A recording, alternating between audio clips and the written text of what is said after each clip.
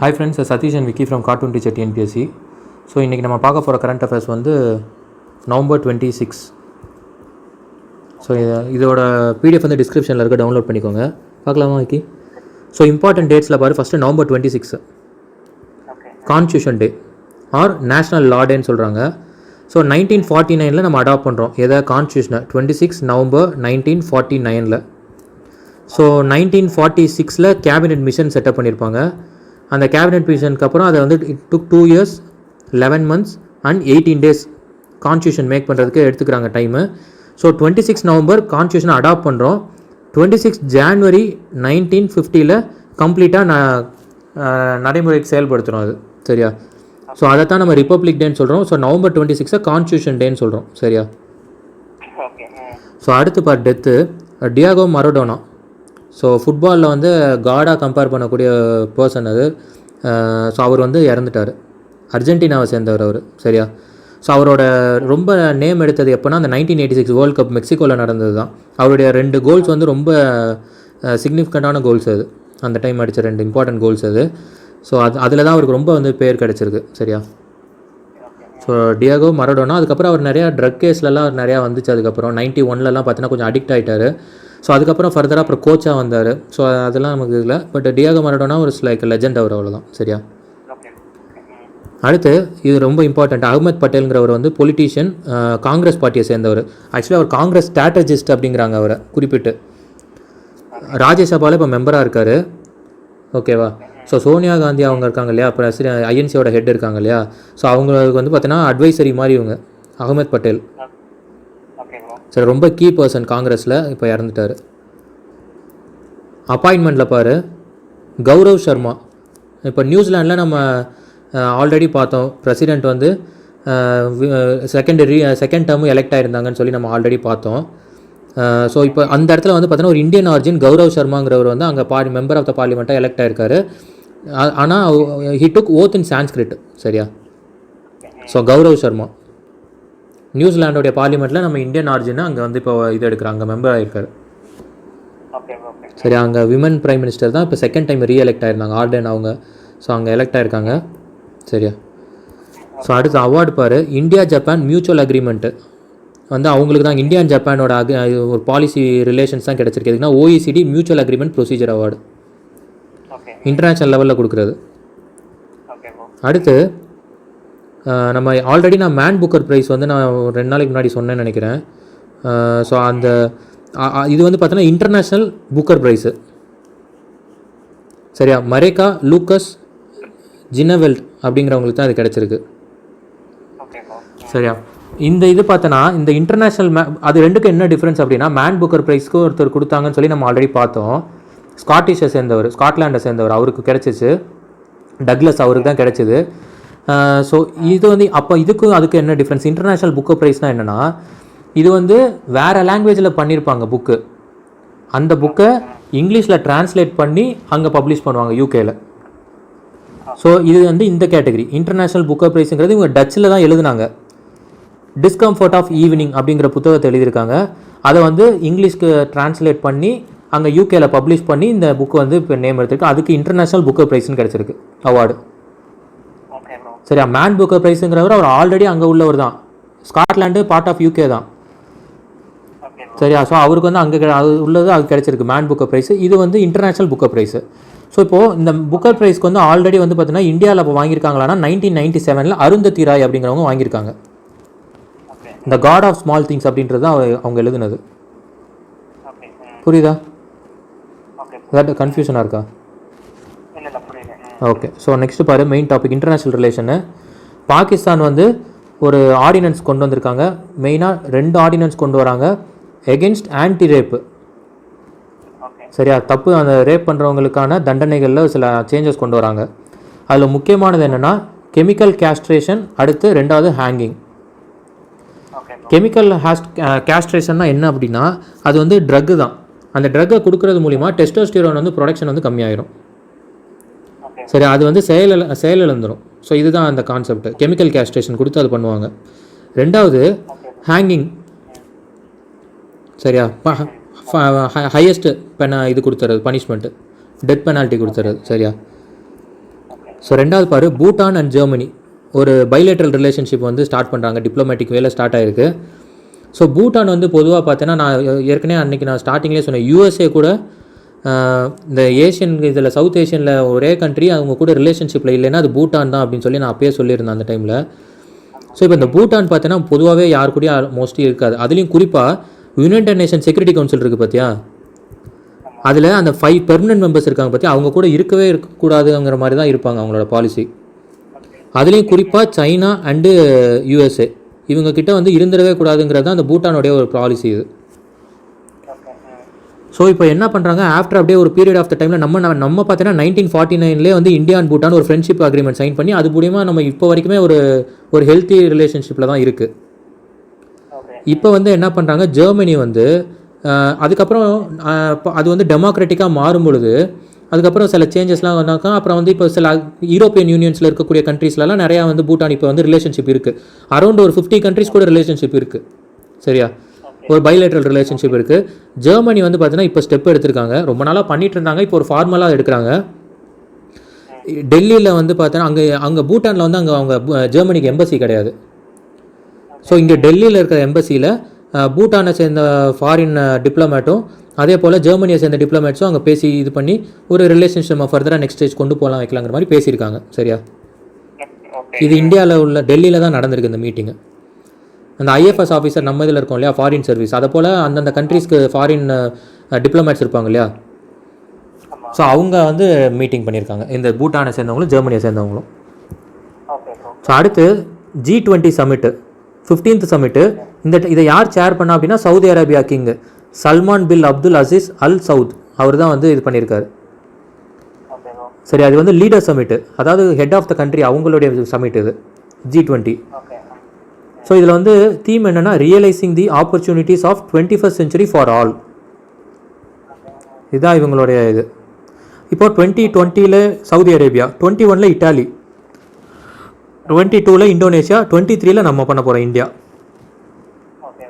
சரியா, அடுத்து India and லக்சம்பர்க்குள்ளே பார்த்தீங்கன்னா ஒரு 2 decades அப்புறம் பார்த்தீங்கன்னா இப்போ கொண்டு வராங்க சில ரிலேஷன்ஷிப் வந்து ஸ்டார்ட் பண்ணுறாங்க, ஒரு பைலேட்ரல் ரிலேஷன்ஷிப்பு.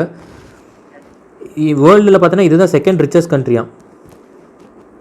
அதே போல் டேக்ஸ் ஹேவன் அப்படிங்கிறாங்க. டேக்ஸ் ஹேவன்னா என்ன அர்த்தம் அப்படின்னா வெரி லோ டேக்ஸ் போடுவாங்க கண்ட்ரியில். ஸோ அது வந்து இது வந்து யூரோப்பியன் யூனியனில் இருக்கக்கூடிய இதில் 3வது கண்ட்ரி இது. சரி, ஆல்ரெடி அயர்லாண்டு இருக்குதுன்னு நினைக்கிறேன், இன்னொரு கண்ட்ரி ஞாபகம் இல்லை, அயர்லாண்டு இருக்குது. மொத்தம் அந்த மாதிரி ஒரு ரொம்ப என்ன சொல்கிறது, ரொம்ப ஃபியூ கண்ட்ரிஸ் தான் அந்த மாதிரி இருப்பாங்க. டேக்ஸ் ஹேவனில் இது ஒன் ஆஃப் த கண்ட்ரி இது லக்சம்பர்க். இது வந்து ஜெர்மனி பக்கத்தில் இருக்குது. சரியா, அடுத்து செகண்ட் பார் மெயின் சோஷியல் இஷ்யூ. ஆக்சுவலி டிரான்ஸ்ஜெண்டர்ஸ்க்கு வந்து ஐடி கார்டு கொடுக்கலான்னு இருக்காங்க ஒரு பிளான். ஏன்னா இப்போ வந்து அவங்கள ஈஸியாக நம்ம எடுக்கும் பொழுது, டேட்டாஸ் நம்ம கையில் இருக்கும் பொழுது அவங்களுக்கான இது வெல்ஃபேரு, அதே போல் அவங்களுக்கான ப்ரொடெக்ஷன் ஆஸ்பெக்ட்லேயும் சரி, எல்லா ஆஸ்பெக்ட்லேயும் அவங்க வந்து நம்ம ஒரு அப்ரோச் எடுக்க முடியும். புரியுதா? ஸோ அதனால் ஒரு ஐடி கார்டு வந்து அவங்களுக்காக இஷ்யூ பண்ணுறாங்க. யார் எடுத்திருக்காங்கன்னா இந்த ministry social justice and empowerment, அதோட ஹெட் யார்னா தவார் சந்த் கெலோட், இவர் தான் வந்து அதை ஹெட் பண்ணுறாரு அந்த மினிஸ்ட்ரியை.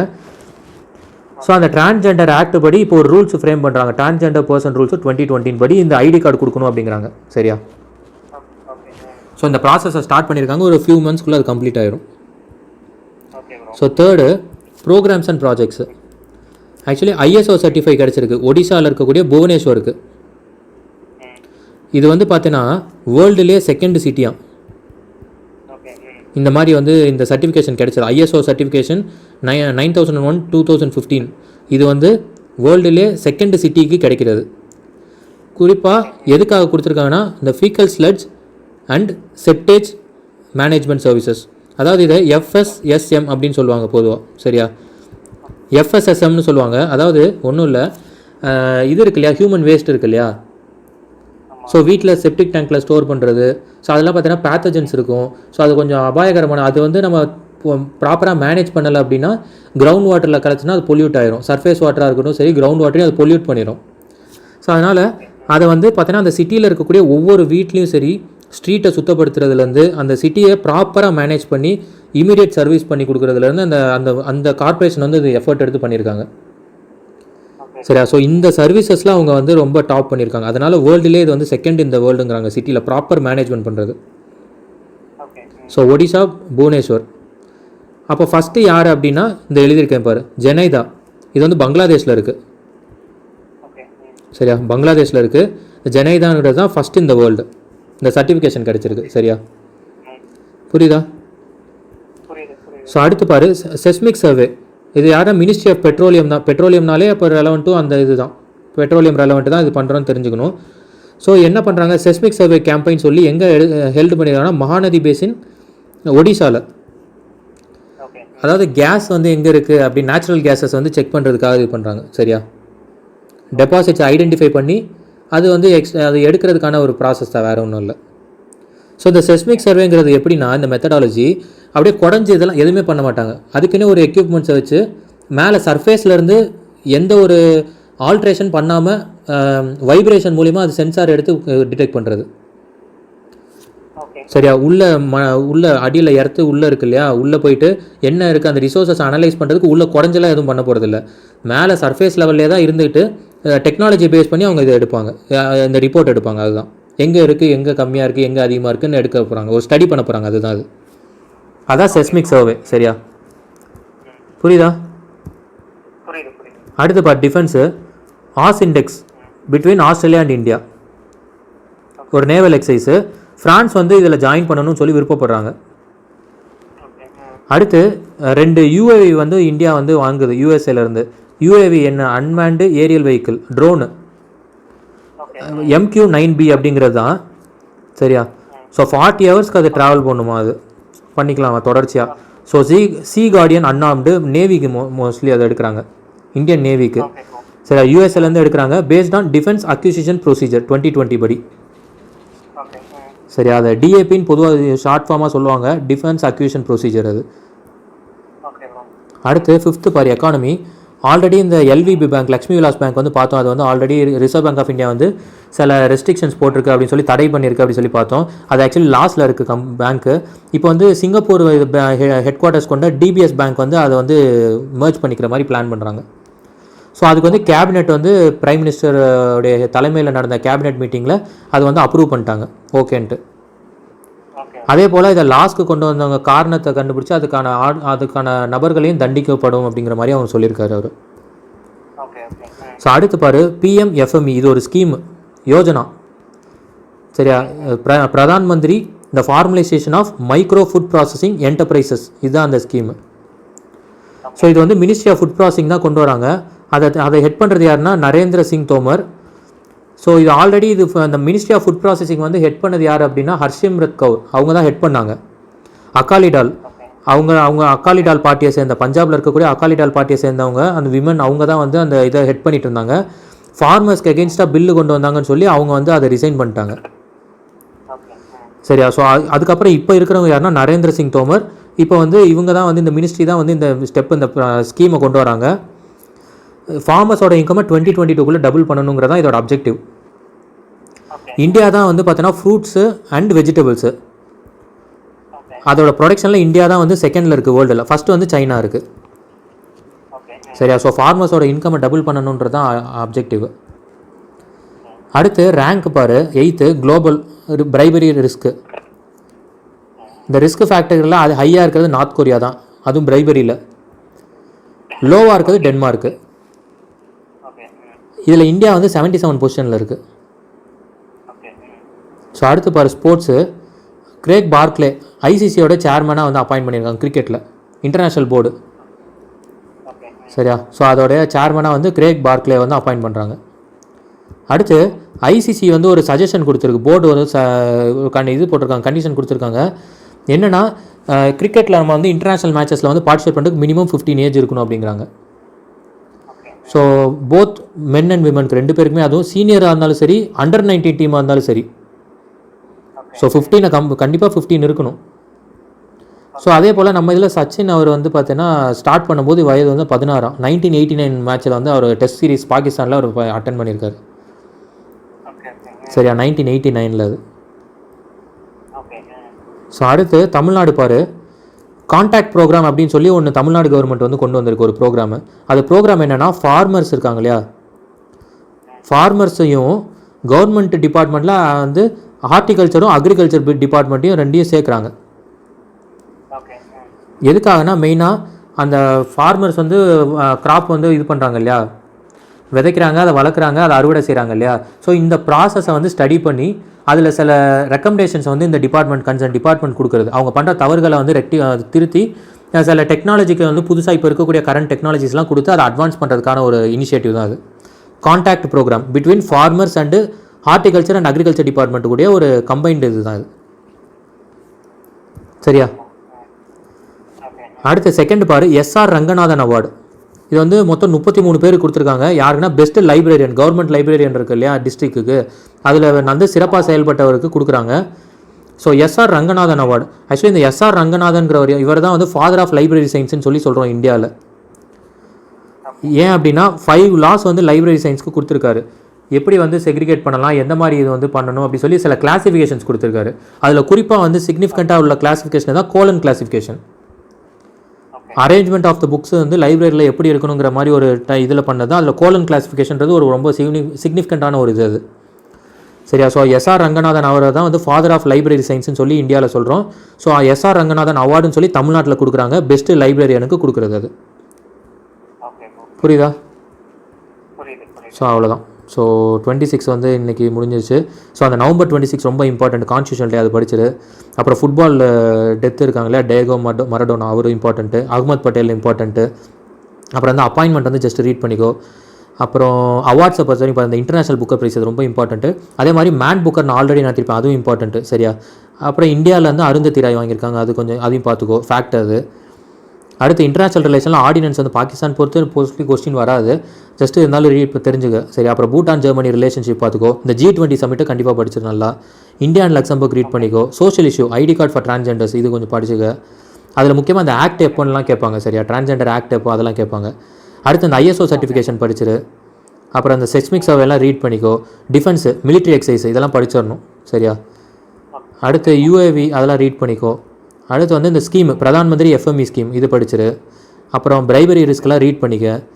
அடுத்து வந்து இந்த அப்பாயின்மெண்ட் பார்த்துக்க, ICC chairman appointment, Greg Barclay, இது இம்பார்ட்டண்ட்டு. தமிழ்நாடை பொறுத்த வரைக்கும் கான்டாக்ட் ப்ரோக்ராம் ஜஸ்ட் ரீட் பண்ணிக்கோ. எஸ்ஆர் ரங்கநாதன் அவார்டு வந்து ரெலவெண்ட் டு என்னன்னு கேட்பாங்க. சரி, அப்படி வாய்ப்புகள் உண்டு. எஸ்ஆர் ரங்கநாதன் அவார்டு எதுக்காக கொடுக்குறாங்கன்னு சொல்லி டிஃப்ரெண்ட் ஃபீல்ட்ஸை கொடுத்தாங்க. லைப்ரரி, இதெல்லாம் வந்து இந்த லைப்ரரி எக்ஸாம்னே ஒன்று கண்டக்ட் பண்ணுவாங்க, அவங்களுக்குலாம் இது ரொம்ப இம்பார்ட்டண்ட்டு. இதெல்லாம் கண்டிப்பாக கொஸ்டின் கேட்பாங்க, அவங்களுக்குலாம் இது மெயின் இது. சரியா? ஸோ இது படிச்சுட்டு அவ்வளோதான். ஸோ இப்போ நம்ம வந்து இந்த நிவர் சைக்ளோன் இருந்தது இல்லையா, ஸோ அது கம்ப்ளீட்டாக அதுக்கான ஒரு டீட்டெயில்டு இது எடுத்துட்டேன், நோட்ஸ் எடுத்துட்டேன். ஸோ அதை இப்போ பார்த்துடலாம். ஓகே.